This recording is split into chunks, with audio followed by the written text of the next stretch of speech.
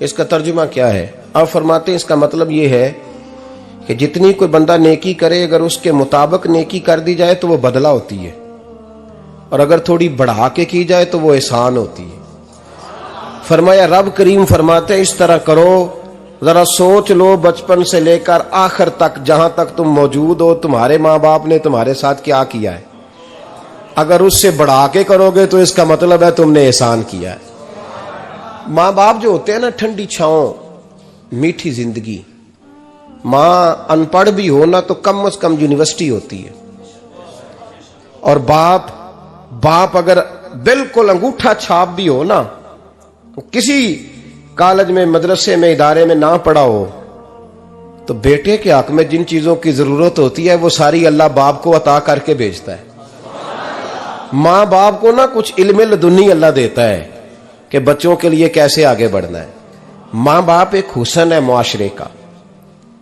रब तबारक व तआला की देखे ना, अल्लाहु अकबर, दुनिया में किसी की मोहब्बत जांचनी हो ना तो मोहब्बत की तमसील दी जाती है।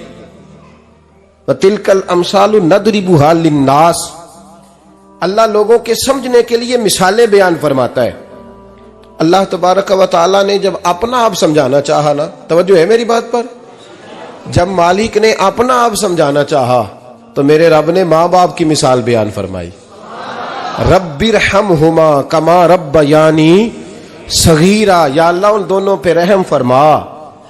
और ये लफ्ज रब यहां दो माने में आया है, उलमा बैठे।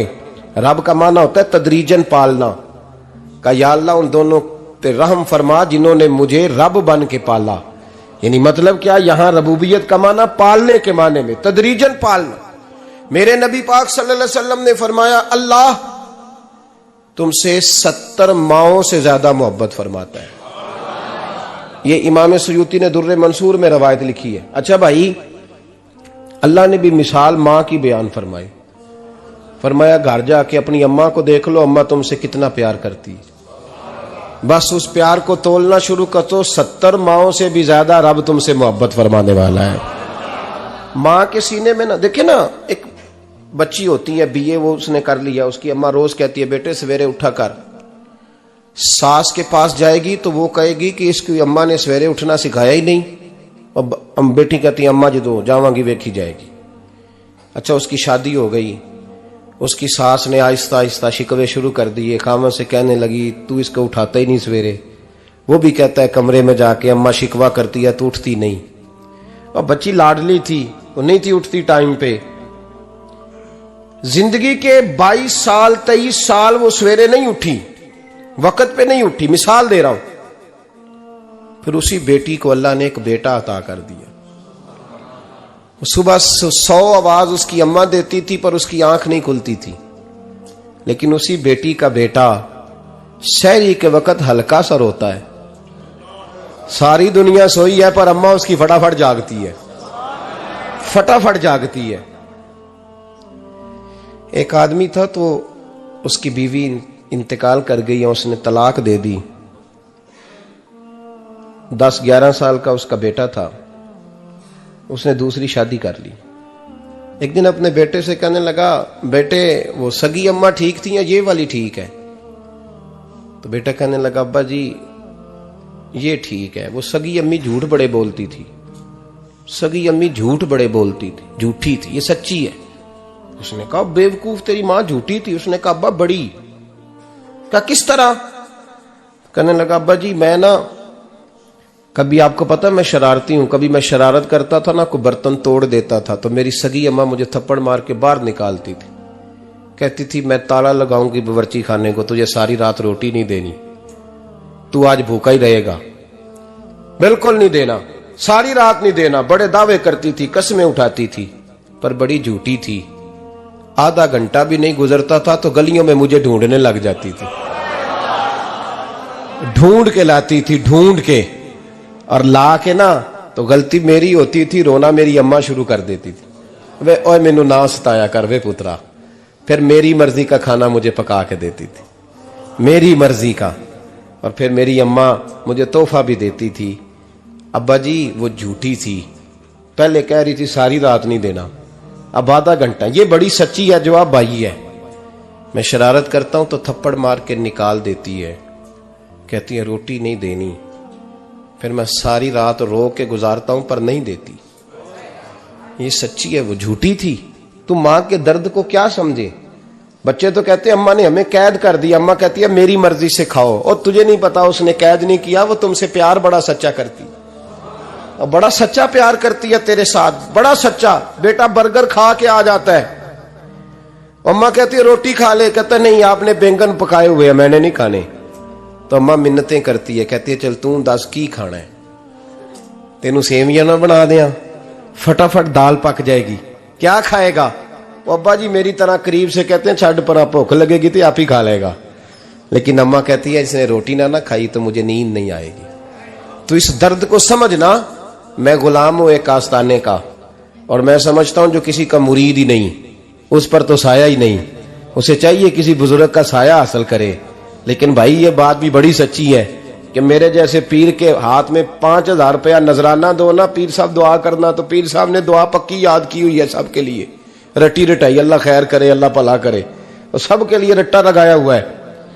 और अम्मा को बेटा वैसे ही कह जाए, वैसे ही अम्मा मैं इंटरव्यू देने जा रहा हूं, जरा दुआ करना, वो बीबियां मंगा के दुआए तंजीना पढ़ाना शुरू कर देती है, और सारी सारी रात मुसल्ले पे बैठी। इस दर्द को समझना। और भाई बड़ा वेल ड्रेस बेटा होता है, वेल ड्रेस नौजवान, वो 18,000 का जोड़ा पहनता है, 7,000 का जूता खरीदता है, वो कीमती किस्म की घड़ी इस्तेमाल करता है। लेकिन उसी बच्चे के जब अपने बच्चे होते हैं ना, तो बीबी को कहता है ये ले 10,000 रुपया, बच्चों के कपड़े खरीद ले, मेरे सही है अभी कल ही तो खरीदे थे। और बाप, और तू समझा ही नहीं यार, 30 साल बाप ने जवानी सारी सऊदी अरब को दे दी, लेकिन तेरा ख्याल रखा। मैं ऐसे लोगों को जानता हूं जिन्होंने 30-30 साल परदेश में कंबल नहीं बदला, और जहां गए थे तो एक कंबल खरीदा था फिर बदला नहीं। तू मां बाप के बारे में, और यहां बच्चे हिसाब करते फिरते हैं, अब्बा जी तो पिछले महीने भी 5,000 दिता सी, तुसी पैसे दा कर दे की हो। मां बाप से हिसाब करता है तू। तिरमिजी शरीफ के लफ्ज है, एक सहाबी ने आके अर्ज की या रसूल अल्लाह पैसे विरासत के नहीं, मेरे अब्बा जी ने नहीं दिए मुझे, और मैंने खुद मेहनत करके कमाए, अब मेरा अब्बा मुझसे पैसे मांगता है तो क्या करूं, और मेरे हैं, मैंने कमाए हैं, अब्बा जी ने नहीं दिए, विरासत नहीं, हिस्सा नहीं मिला। हुजूर मेरा अब्बा मांगता है तो मेरे लिए हुक्म क्या है। तो नबी पाक ने फरमाया क्या कहा तुमने, पैसे तेरे हैं? कहा हुजूर हाँ। तो फरमाया अब्बा किसका है? कहा या रसूलल्लाह मेरा। तो फरमाया अगर तू अपने वालिद का है तो तेरी हर शय तेरे वालिद की है, तू भी तेरे वालिद का है तो तेरा माल भी तेरे। मां और बाप ये तो हुस्न है जिंदगी का, ये तो वकार है इंसान का। जब तक मां बाप का हाथ पकड़ के चलोगे ना, रास्ते सीधे रहेंगे, और जिस दिन उंगली छोड़ के सड़क पे निकलना पड़ा ना, सर चकराने लगेगा। याद रखना ये बड़ा मुश्किल काम होता है। लोगों का तो रुख ही उस दिन वादे होता है जिस दिन आदमी साये से महरूम होता है। अम्मा तो कमरे में पड़ी हो ना, औरंगजेब आलमगीर की मां फौत हो गई, 350 कमरा था महल का, और अम्मा 12 साल टांगों से माजूर रही औरंगजेब आलमगीर की। अम्मा 12 साल कमरे से निकल नहीं सकी, साथ ही वॉशरूम था या जो भी उस दौर में तरीका था। औरंगजेब जब महल में आते थे तो फिर भी सीधे अम्मा के पास जाते थे, और जब वापस निकलते थे फिर भी अम्मा के साथ। औरंगजेब की मां का जनाजा उठा तो औरंगजेब ने रोना शुरू किया। फिर सालों बीत गए पर उसके आंसू खुश्क नहीं होते थे। एक शख्स ने कहा तेरी कोई अनोखी मर गई है, सारी दुनिया की मरती हैं। उसने कहा मैं बादशाह हूं, 24 घंटे लोगों का आना जाना है, बड़े दबदबे हैं, बड़े डेरेदारियां हैं, बड़ी भैंसें, बड़ी गायें, बड़े खाने वाले, बड़े लांगरी। मेरी मां बूढ़ी थी, एक कोने में पड़ी रहती थी, पर जब से वो गई है ये मुझे महल नहीं लगता, मुझे कब्रिस्तान लगता है। मुझे लगता है ये कब्रिस्तान है। मां और बाप तो तेरी नेमत है भाई। हम बच्चे, हमारे आजकल के बच्चों ने एक मसला बड़ा पक्का याद कर लिया, कहते मौलाना पीर साहब पसंद की शादी करना जायज नहीं। मैं कहता हूं साहब और भी बड़ी चीजें जायज है, एक ही शय जायज रह गई है। रसूल पाक सल्लल्लाहु अलैहि वसल्लम सिवाय अल्लाह के किसी के पाबंद नहीं, किसी के पाबंद नहीं। पर जनाब सैयदा खतीजतुल कुबरा रदी अल्लाह ताला अन्हा ने पैगामे निकाह दिया, या रसूलल्लाह मैं शादी करना चाहती हूँ, हुजूर किसी के पाबंद नहीं। पर मेरे महबूब ने फरमाया मेरा चचा मेरे वालिद की जगह है, मैं अपने चाचा से पूछ के तुम्हें जवाब दूंगा। यह है पसंद की शादी जो मेरे नबी ने बयान फरमाई है। तू सारा कुछ क्रॉस कर करके गुजर जाता है। यहां तो हाल यह है कि पालने वाला कोई और साये में बैठने वाला, बाग तेरे दी कर कर राखी मैं सारी उम्र गुजारी, तो जदों ये फल पकन ते आया ते लै गए होर व्यापारी। और बेटा गुजरता है अम्मा के दरवाजे के आगे से, अम्मा के दरवाजे के आगे बेटा अमरूद लेके आया है 6 किलो। तवज्जो है मेरी बात पर? इधर देखें जी, छोड़ें थोड़ी देर हमारी सुने। वो अमरूद लेके आया 5-6 किलो, तो अम्मा के दरवाजे के करीब से गुजर गया रात को। तो कमाई खाने का टाइम आया ना, तो गुजर गया। तो वो वजीर आजम से डरता है ना, तो जाके बीबी से कहता है बीबी के हकूक देना भी रसूलुल्लाह की सुन्नत है। लेकिन ये क्या बात हुई, तूने बीवी और मां का मुकाबला शुरू करा दिया? समझ तो सही, ये तेरे लिए काबे की जगह है और तू बीवी के लिए काबे की जगह है।